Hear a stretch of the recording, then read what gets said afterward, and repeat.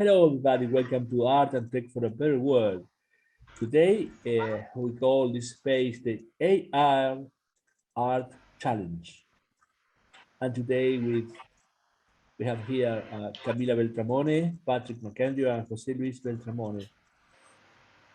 And I would love that, especially you, Camila and Patrick, uh, introduce yourself. Hi everybody, I am Camila Beltramone.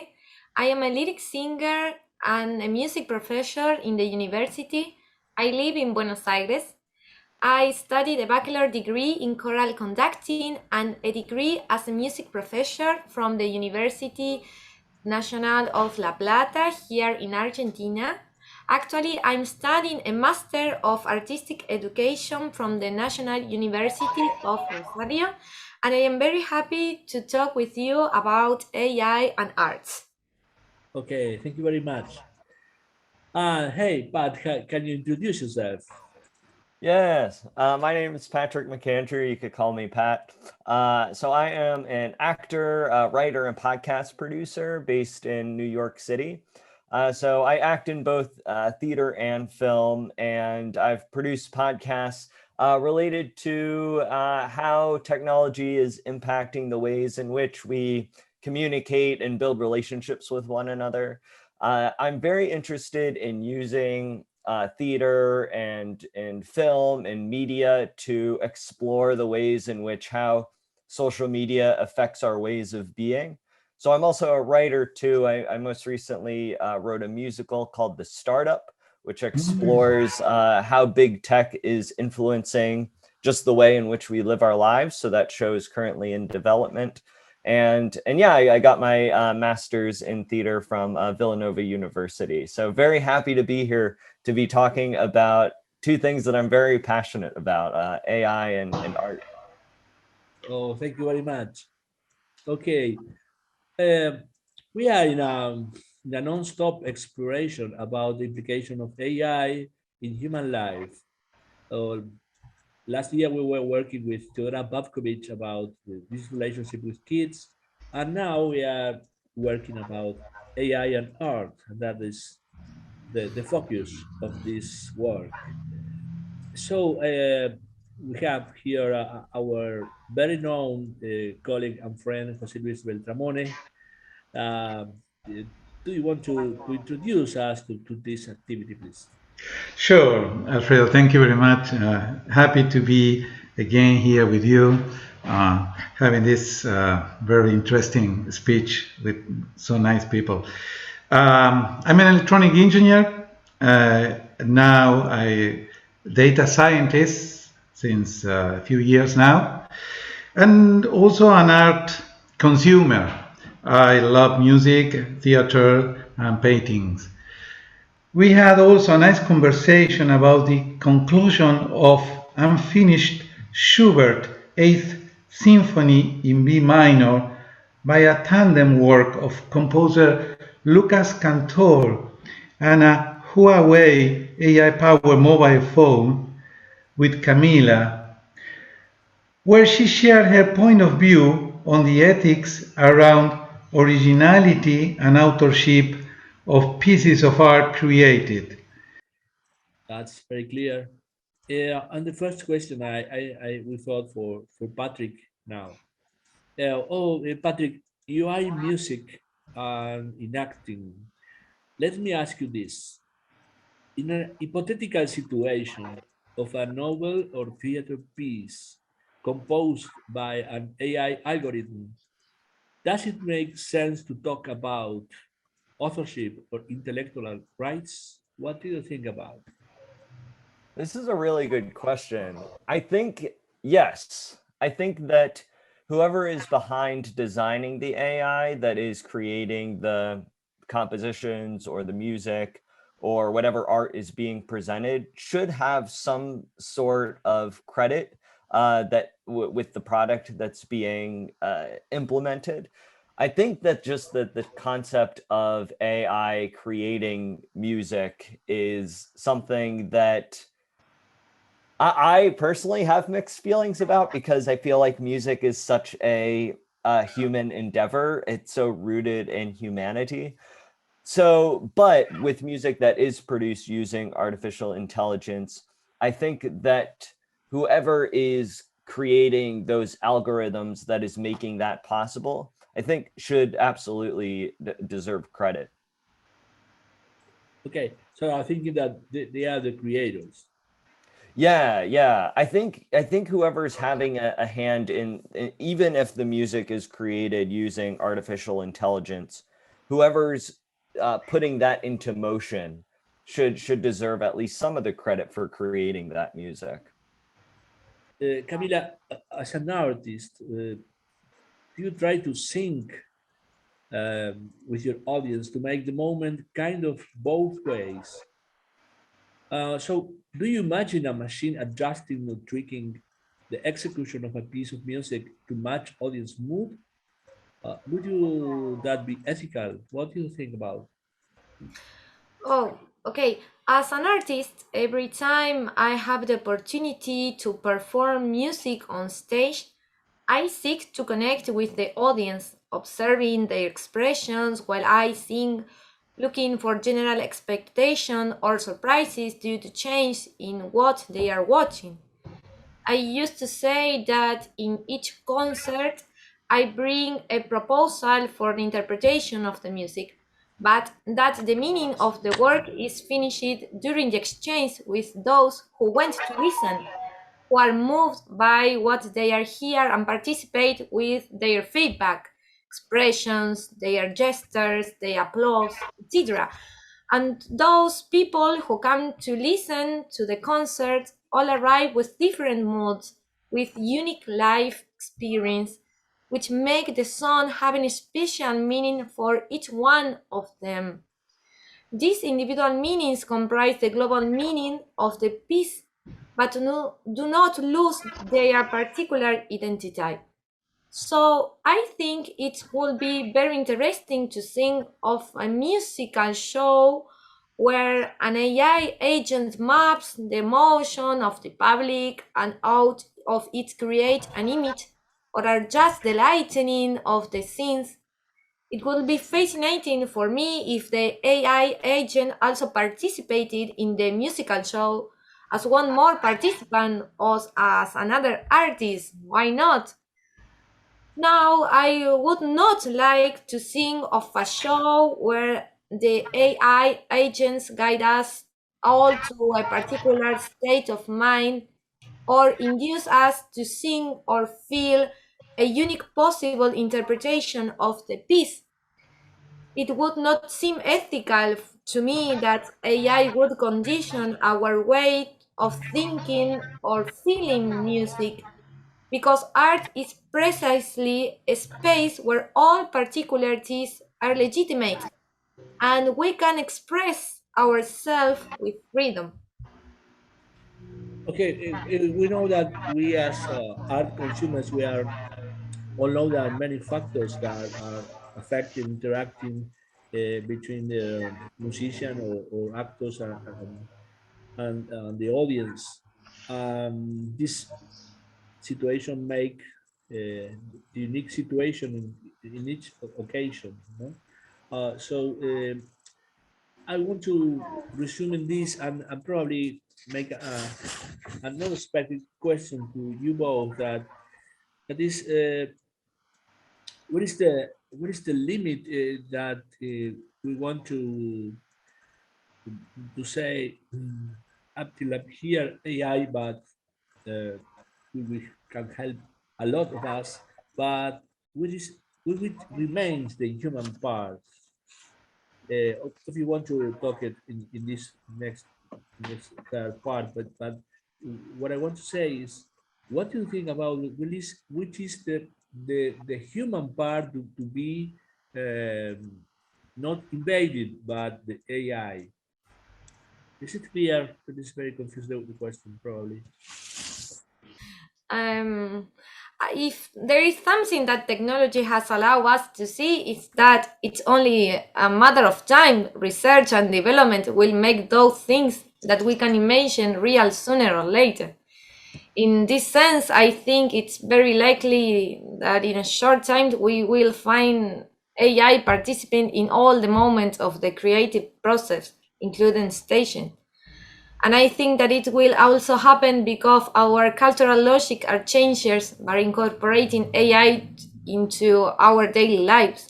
So it will not seem strange to see them on stage soon. In fact, we are already being able to attend exhibition of works made with AI. Okay. And now, yes, Jose Luis, you are going to have another introduction to this third part of the interview for a free dialogue between Camila and Patrick. We'd love to do it, please. Patrick, could you please tell us if AI could also be co-acting or perhaps co-conducting a theater piece of art, for example? What? Yeah. I actually agree with a lot of what Camila was saying regarding that. I think that there is a lot of potential for artificial intelligence to play a role alongside creators, to play a role alongside humans. I think, when she was talking about how during a performance, if you're, whether it's music or theater or whatever it may be, and the AI maybe alters the light depending on kind of the mood of the room. But as Camila was mentioning, everyone in the audience is kind of having their own emotional experience to it. They're all bringing their own experience and story to what is being performed on stage. So while I think artificial intelligence could help and play a hand, I think it's important. I think Camila was mentioning this as well, that we aren't succumbing to AI being the master of what's going on. That artificial intelligence isn't playing the main role in what is being either performed on stage or on screen or whatever it may be. I think that artificial intelligence technology is going to create, and as Camila was saying, it's already creating a lot of really great, amazing attributes to the arts that just enhances the experience for everyone involved. And I know even with like art exhibits nowadays, there's a lot of artificial intelligence that is in play with that, which is very exciting. But I think it's also very important to remember that while artificial intelligence could be a great tool to use, at the end of the day, it's always going to be humanity that is in the driver's seat of what is being performed, whether it is a film, whether it is a play, a theater piece, a musical performance, whatever it may be. I think that humanity and creativity is going to be at the heart of it, because you could program artificial intelligence to do a wide variety of different things. But when it comes, and I know there's a lot of research going on with this right now, but when it comes to like empathy and creativity, I think that that's something that is a little more difficult for artificial intelligence to grasp in an effective manner. Like I said, there's a lot of research going on around machine learning and how we teach machines how to be empathetic and things like that. But at the end of the day, I think that humans are going to have that one over technology. So I think, to just summarize, I think it's going to be a great supplemental material to performances. It's going to be a great tool that artists can use to enhance their work. But I don't think it's going to be the main driver of any artistic endeavors.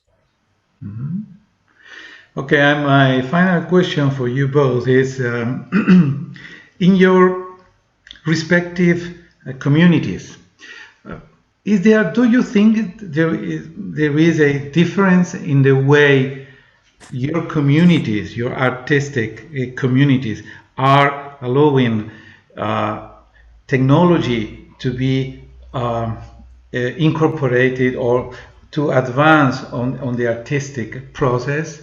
Would you say there is a difference in New York and in Latin community like Argentina in the way you interact with the artificial intelligence?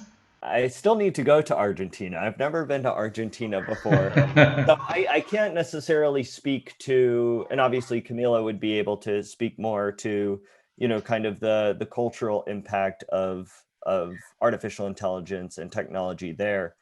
But I know, at least with regards to New York City, there's people who come from all over the world. It's a melting pot in a lot of ways. And so in that sense, with New York, what's exciting about that is that you're getting people from a variety of different perspectives and walks of life who have strong opinions with regards to where technology is heading. And I think in some ways that's a good thing, but then in some ways, sometimes there could be some negatives with that too. It's a good thing because you're getting a wide variety of different diverse perspectives. You have a lot of exciting ideas in play. People are very interested in the potential that technology could bring the world, all the positives, and specifically in the artistic realm. New York City is obviously this very big artistic hub, this artistic place. And so there's a lot of excitement with regards to, okay, what can technology do to enhance the ways in which we create as humans? So there's that aspect.